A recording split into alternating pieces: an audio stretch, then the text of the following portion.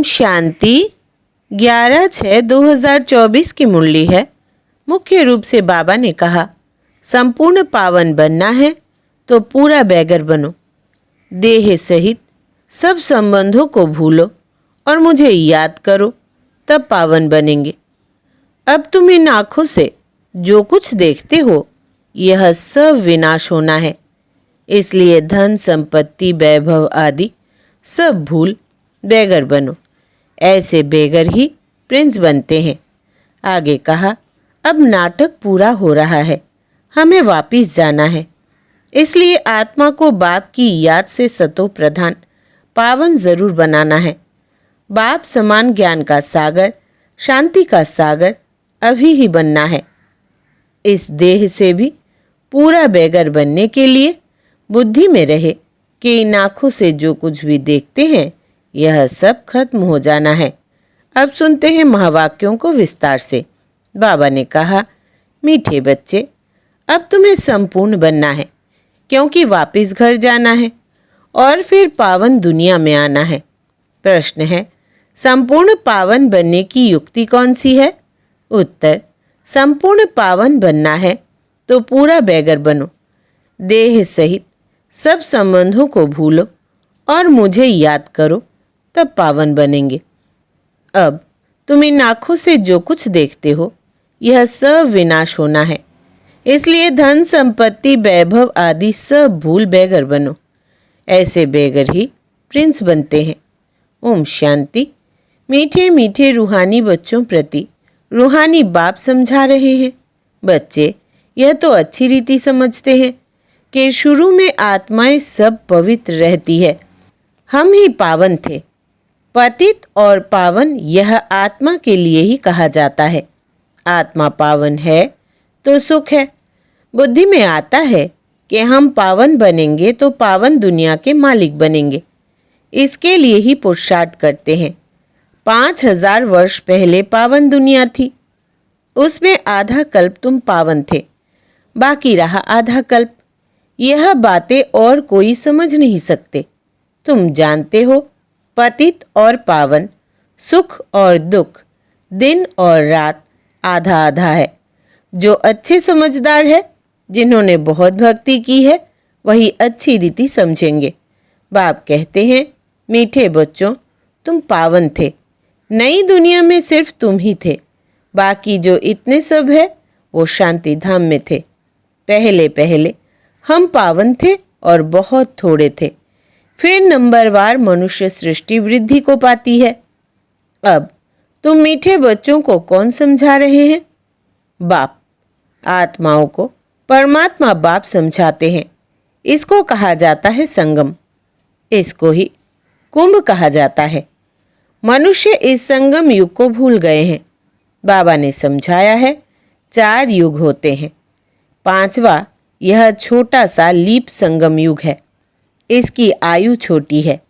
बाप कहते हैं, मैं इनकी वानप्रस्थ अवस्था में प्रवेश करता हूँ, बहुत जन्मों के अंत के भी अंत में। बच्चों को यह खातिरी है ना, बाप ने इनमें प्रवेश किया है। इनकी भी बायोग्राफी सुनाई है। बाप कहते हैं, मैं आत्माओं से ही बात करता हूँ। आत्मा और शरीर दोनों का इकट्ठा पाठ होता है। इनको कहा जाता है जीवात्मा। पवित्र जीवात्मा, अपवित्र जीवात्मा। तुम बच्चों की बुद्धि में है कि सतयुग में बहुत थोड़े देवी देवता होते हैं। फिर अपने लिए भी कहेंगे, हम जीवात्मा जो सतयुग में पावन थी, वो फिर 84 जन्मों के बाद पतित बनी है। पतित से पावन, पावन से पतित, यह चक्र फिरता ही रहता है। याद भी उस पतित पावन बाप को करते हैं। तो हर 5000 वर्ष बाद बाबा एक ही बार आते हैं, आकर स्वर्ग की स्थापना करते हैं। भगवान एक है, ज़रूर वही पुरानी दुनिया को नया बनाएंगे। फिर नए को पुराना कौन बनाता है? रावण, क्योंकि रावण ही देह अभिमानी बनाते हैं। दुश्मन को जलाया जाता है, मित्र को नहीं जलाया जाता है। सर्व का मित्र एक ही बाप है, जो सर्व की सद्गति करते हैं। उनको सब याद करते हैं, क्योंकि वो है ही सबको सुख देने वाला। तो ज़रूर दुख देने वाला भी कोई होगा। वो है 5 विकारों रूपी रावण। आधा कल्प राम राज्य, आधा कल्प रावण राज्य। स्वास्तिका निकालते हैं ना, इसका भी अर्थ बाप समझाते हैं। इसमें पूरा चौथा होता है, जरा भी कम जास्ती नहीं। यह ड्रामा बड़ा एक्यूरेट है। कोई समझते हैं हम इस ड्रामा से निकल जाए, बहुत दुखी है। इससे तो जाकर ज्योति ज्योत समाए व ब्रह्म में लीन हो जाए। लेकिन कोई भी जा नहीं सकता। क्या क्या ख्यालात करते हैं। भक्ति मार्ग में प्रयत्न भी भिन्न भिन्न करते हैं। सन्यासी शरीर छोड़ेंगे तो ऐसे कभी नहीं कहेंगे कि स्वर्ग व बैकुंठ पधारा। प्रवृत्ति मार्ग वाले कहेंगे फलाना स्वर्ग पधारा। आत्माओं को स्वर्ग याद है ना? तुमको तो सबसे ज्यादा याद है। तुमको दोनों की हिस्ट्री ज्योग्राफी का पता है और कोई को पता नहीं। तुमको भी पता नहीं था। बाप बैठ बच्चों को सब राज समझाते हैं। यह मनुष्य सृष्टि रूपी वृक्ष है। वृक्ष का जरूर बीज भी होना चाहिए। बाप ही समझाते हैं पावन दुनिया कैसे पतित बनती है, फिर मैं पावन बनाता हूँ। पावन दुनिया को कहा जाता है स्वर्ग। स्वर्ग पास्ट हो गया, फिर जरूर रिपीट होना है। इसलिए कहा जाता है वर्ल्ड की हिस्ट्री रिपीट होती है, अर्थात वर्ल्ड ही पुरानी से नई, नई से पुरानी होती है। रिपीट माना ही ड्रामा है। ड्रामा अक्षर बहुत अच्छा है, शोभता है। चक्र हूबहू फिरता ही रहता है।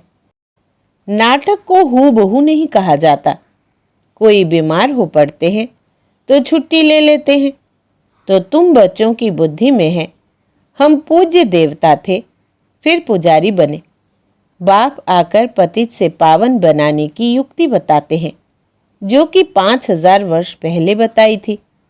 सिर्फ कहते हैं बच्चे मुझे याद करो। बाप पहले पहले तुमको आत्म अभिमानी बनाते हैं। पहले पहले यह षट्क अर्थात पाठ देते हैं। बच्चे अपने को आत्मा समझो, बाप को याद करो। इतना तुमको याद कराता हूँ, तुम फिर भी भूल जाते हो। भूलते ही रहेंगे जब तक ड्रामा का अंत आए। अंत में जब विनाश का समय होगा तब पढ़ाई पूरी होगी, फिर तुम शरीर छोड़ देंगे। जैसे सर्प भी एक पुरानी खाल छोड़ देते हैं ना, तो बाप भी समझाते हैं तुम जब बैठते हो अथवा चलते फिरते हो देही अभिमानी होकर रहो। आगे तुमको देह अभिमान था, अब बाप कहते हैं आत्म अभिमानी बनो। देह अभिमान में आने से तुमको 5 विकार पकड़ लेते हैं। आत्म अभिमानी बनने से कोई विकार पकड़ेगा नहीं। देही अभिमानी बन बाप को बहुत प्यार से याद करना है। आत्माओं को परमात्मा बाप का प्यार मिलता है इस संगम युग पर। इसको कल्याणकारी संगम कहा जाता है, जबकि बाप और बच्चे आकर मिलते हैं। तुम आत्माएं भी शरीर में हो, बाप भी शरीर में आकर तुमको आत्मा निश्चय कराते हैं। बाप एक ही बार आते हैं, जबकि सभी को वापस ले जाना है। समझाते भी है हम तुमको कैसे वापस ले जाएंगे। तुम कहते भी हो हम सभी पतित हैं, आप पावन हो। आप आकर हमको पावन बनाओ। तुम बच्चों को पता नहीं है कि बाबा कैसे पावन बनाएंगे। जब तक बनावे नहीं तब तक क्या जाने। यह भी तुम समझते हो आत्मा छोटा सितारा है, बाप भी छोटा सितारा है, परंतु वो ज्ञान का सागर, शांति का सागर है। तुमको भी आप समान बनाते हैं। यह ज्ञान तुम बच्चों को है जो तुम फिर सबको समझाते हो। फिर सतयुग में जब तुम होंगे तो यह ज्ञान सुनाएंगे क्या?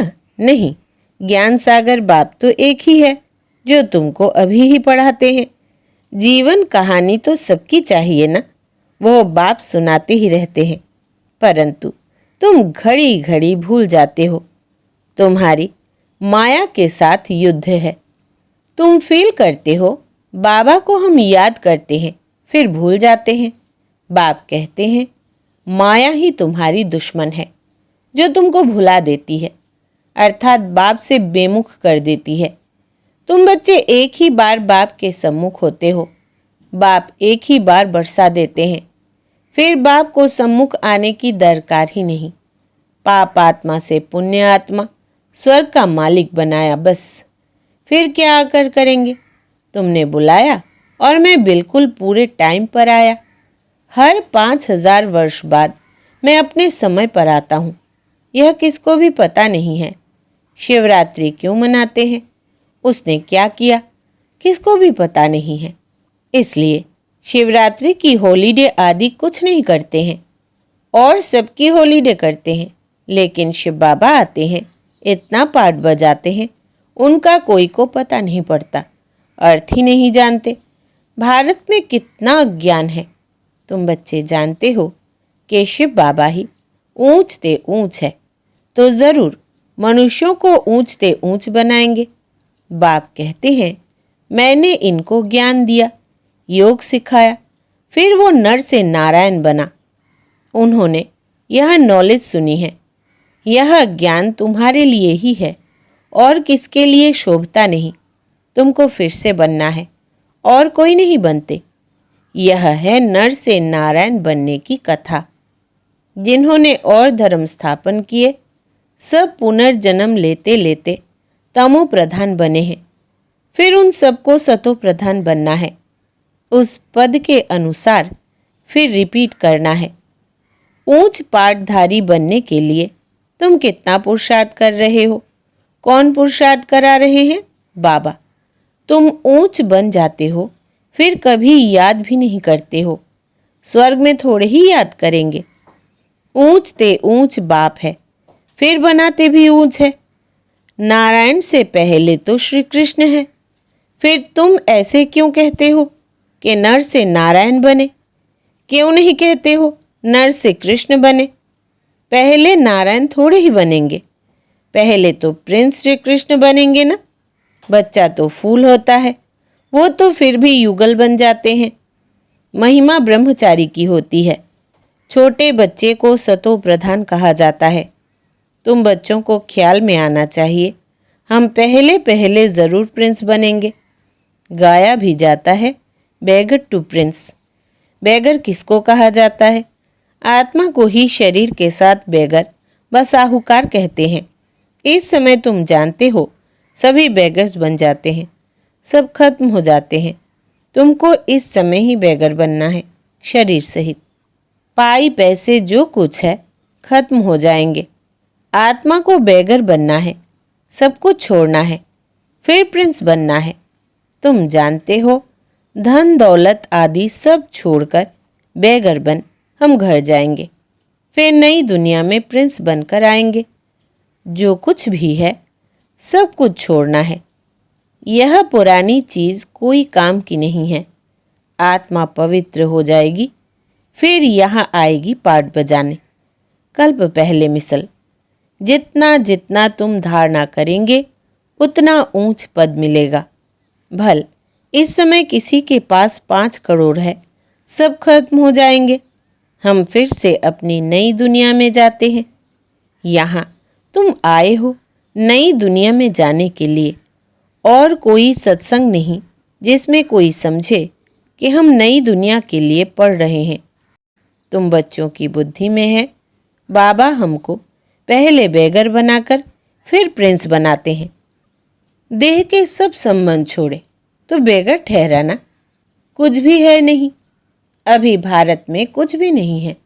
भारत अभी बेगर इंसॉल्वेंट है, फिर सॉल्वेंट होगा। कोई बनते हैं, आत्मा शरीर द्वारा बनती है। अभी राजा रानी भी है नहीं, वो भी इंसॉल्वेंट है। राजा रानी का ताज भी नहीं है, ना वो ताज है ना रत्न जड़ित ताज है। अंधेरी नगरी है, सर्वव्यापी कह देते हैं। गोया सब में भगवान है, सब एक समान है। कुत्ते बिल्ली सब में है। इसको कहा जाता है अंधेर नगरी। तुम ब्राह्मणों की रात थी, अब समझते हो ज्ञान दिन आ रहा है। सतयुग में सभी जागती ज्योत है। अभी दीवा बिल्कुल डल हो गया है। भारत में ही दीवा जगाने की रस्म है, और कोई थोड़े ही दीवा जगाते हैं। तुम्हारी ज्योत उझाई हुई है। सतो प्रधान विश्व के मालिक थे, वो ताकत कम होते होते अभी कुछ ताकत ही नहीं रही है। फिर बाप आए हैं तुमको ताकत देने, बैटरी भरती है। आत्मा को परमात्मा बाप की याद रहने से बैटरी भरती है। अच्छा, मीठे मीठे सिकिलधे बच्चों प्रति माता पिता बाप दादा का याद प्यार और गुड मॉर्निंग। रूहानी बाप की रूहानी बच्चों को नमस्ते। हम रूहानी बच्चों की रूहानी बाप दादा को याद प्यार, गुड मॉर्निंग और नमस्ते बाबा नमस्ते। धारणा के लिए मुख्य सार। पहला, अब नाटक पूरा हो रहा है, हमें वापिस जाना है। इसलिए आत्मा को बाप की याद से सतो प्रधान पावन जरूर बनाना है। बाप समान ज्ञान का सागर, शांति का सागर अभी ही बनना है। दूसरा, इस देह से भी पूरा बेगर बनने के लिए बुद्धि में रहे कि इन आँखों से जो कुछ भी देखते हैं यह सब खत्म हो जाना है।